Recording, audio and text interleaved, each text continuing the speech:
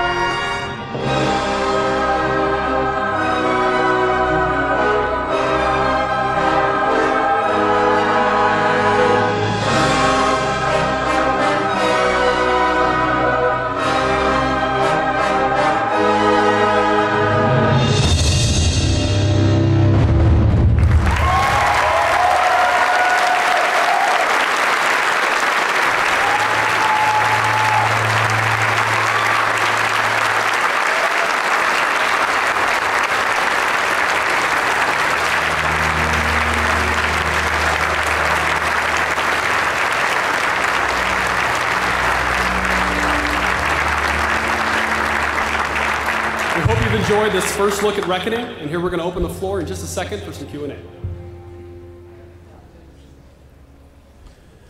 Okay, ladies and gentlemen, we have about 10 minutes for our Q&A session. We have a very short window of question time before we are thrown out of the room. So please, very quickly, we have, like I said, a limited amount of time. If you have a question, please come up to Alex and Martine, and we will get things going.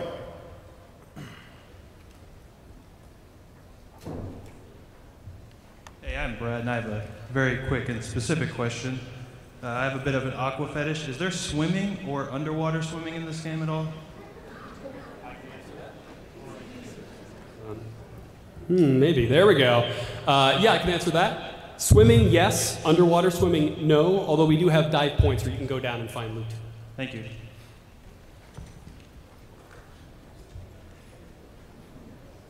Hi, Sam Armstrong. I was wondering how you guys are handling your targeting system.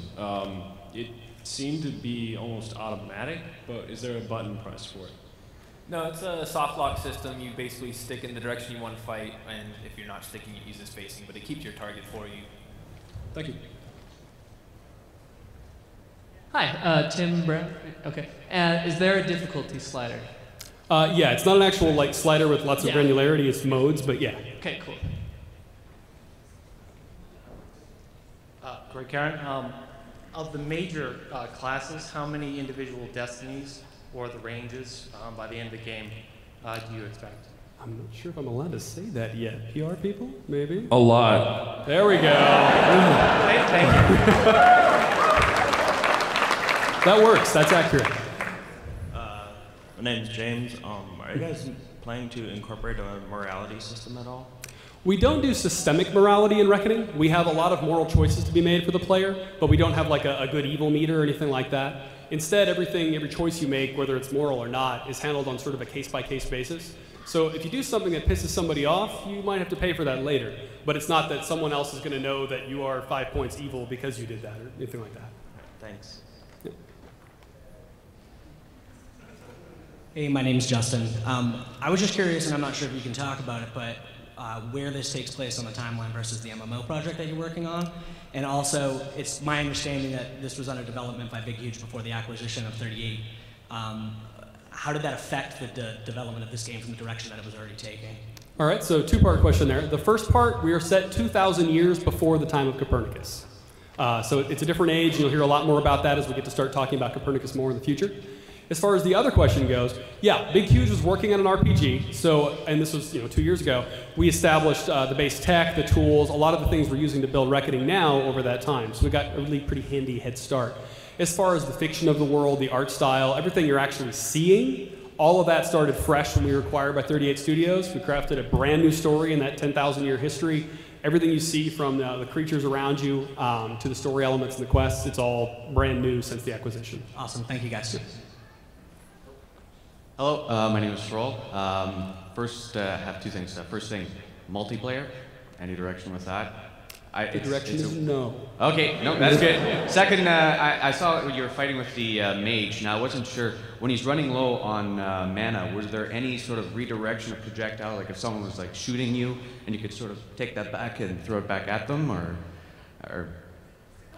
There is absorption, yes. Sort of an absorption. Okay, that's it. Thank you. Cool. In all seriousness, regarding the multiplayer thing, the big reason, or at least one of the big reasons why we're not doing with Reckoning, there's an MMO in the other studios. So they got the multiplayer pretty well covered. Hi, my name is Casey. I wanted to know if there are customizable controls, or if not, what the default button is for rolling or dodging.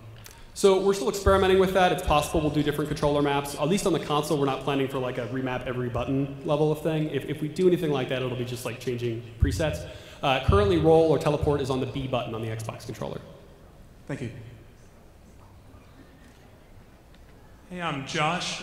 You said there were 5 major zones in the world that we're going to be seeing. Mm-hmm. I was wondering, is that like one continent? Is that the whole world, or lore-wise, is there much more world than that? Oh yeah, there's so Reckoning is huge. It's kind of hard to talk about this because Reckoning itself is ridiculously huge. The world of Amalur dwarfs even Reckoning. I mean, the world of Amalur is the size of our planet. It's massive. It takes place, the part that's particularly the Phalanx, which is the area where Reckoning takes place, is part of one continent, a strait, and part of another continent. Okay, thank you. Yeah.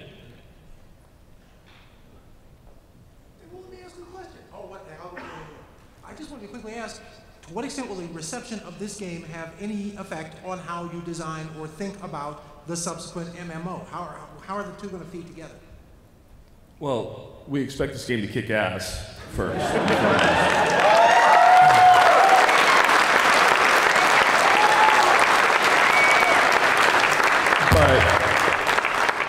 But we want to be the best in the world at what we do. So you set the bar high, and that's the bar forever. And I'm very confident in what I've seen and what I've watched from this team, that the bar is unprecedented for us. And it will be a chore. It will be very hard to meet that bar. We will do it, but we have to. We're coming out with a fantasy RPG. That's not really new and innovative in and of itself.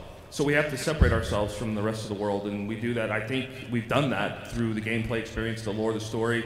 This is a world that will house many, many products, from the toys you see to the single-player game to the MMO. We've got Todd McFarlane and R.A. Salvatore. We'd be idiots if we weren't doing comic books and stories. But the first and most important piece is these people have to care about the game. They have to love the game and care about the world to want to play it.